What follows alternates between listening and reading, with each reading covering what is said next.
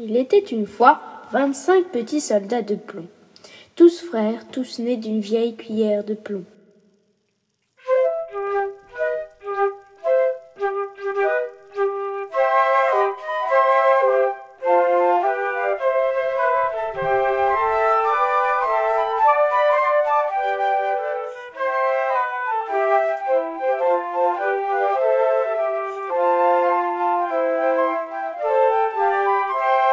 Ils avaient fière allure, le fusil sur l'épaule, la tête droite, dans leur bel uniforme rouge et bleu. C'est un petit garçon qui les avait reçus en cadeau pour son anniversaire, et tout de suite, il les alignait sur la table. Les soldats se ressemblaient exactement, un seul était un peu différent. Ils n'avaient qu'une seule jambe, ayant été fondu le dernier quand il ne restait plus assez de plomb. C'est à lui justement qu'arriva cette histoire.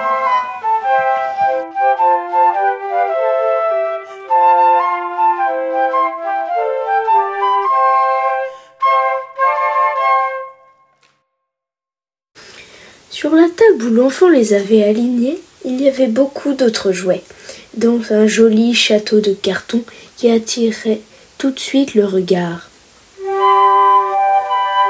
À travers les petites fenêtres, on pouvait voir jusque dans l'intérieur du salon.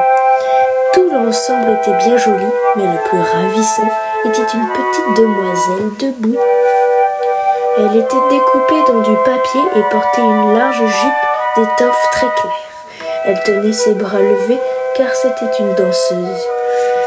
Elle levait aussi une jambe en l'air, si haut que notre soldat crut que la petite danseuse n'avait qu'une seule jambe, comme lui-même.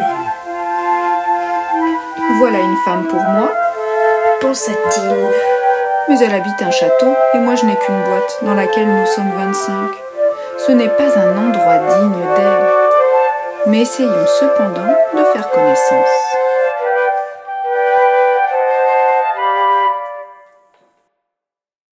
À ce moment, tous les jouets se mirent à bouger. Le casse-noisette faisait des pirouettes. Un grand bal s'organisa.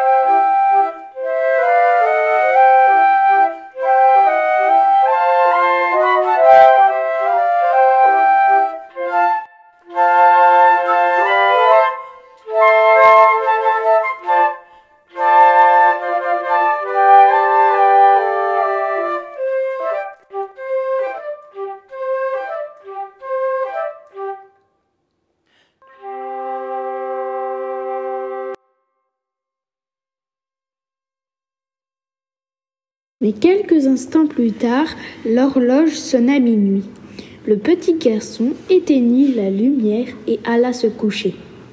Le soldat de plomb et la petite danseuse disparurent dans le noir.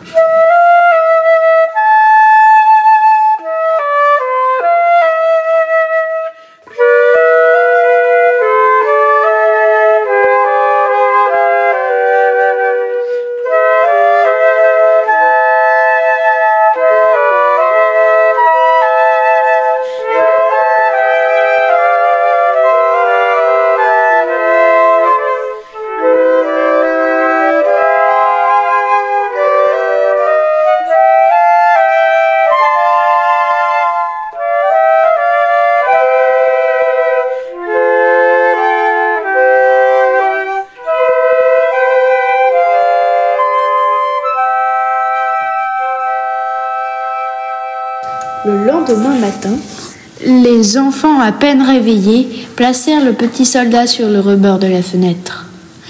Par suite d'un courant d'air inattendu, la fenêtre s'ouvrit brusquement et le soldat tomba, tête la première du 3e étage.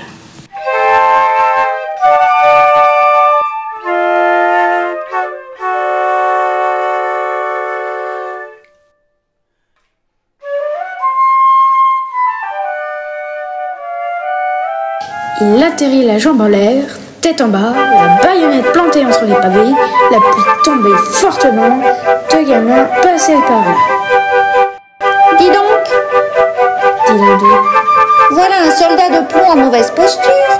Profitons donc pour lui faire un grand voyage. » D'un journal, ils confectionnèrent un bateau, placèrent le soldat au milieu, et les voilà descendant près du caniveau, courant derrière en battant des mains. Quelle belle vague dans ce ruisseau!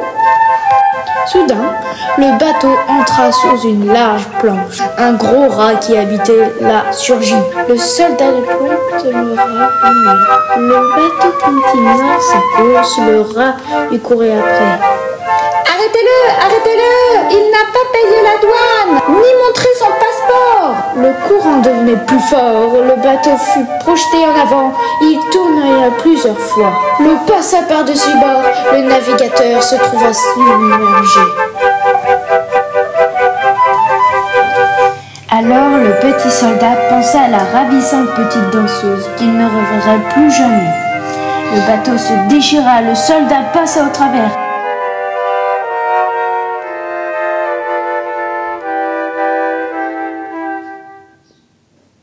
Un gros poisson qui passait l'avala d'un seul coup, ce qui faisait sombre là-dedans. Un long moment plus tard, le petit soldat semblait tranquille dans les entrailles du gros poisson.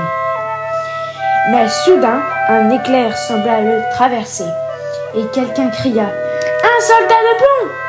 Le poisson avait été pêché, apporté au marché, vendu et cuisiné.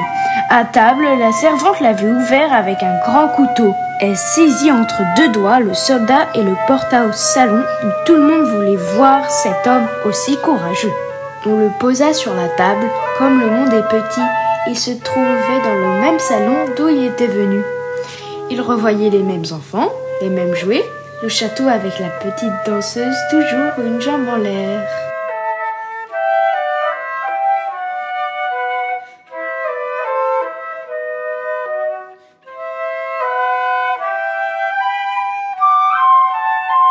Il la regardait, elle le regardait. Ils ne dirent rien.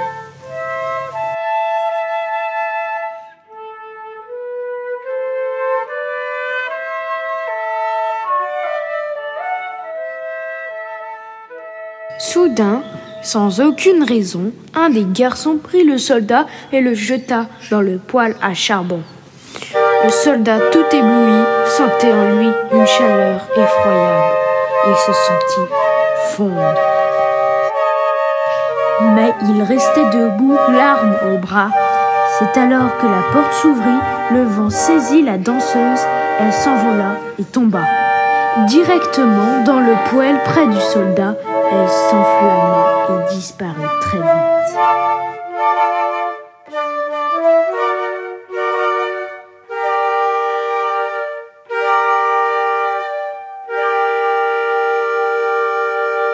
Alors le soldat fondit complètement. Et c'est ainsi que se termine l'histoire du petit soldat de plomb qui ne put jamais approcher de la petite danseuse de ses rêves.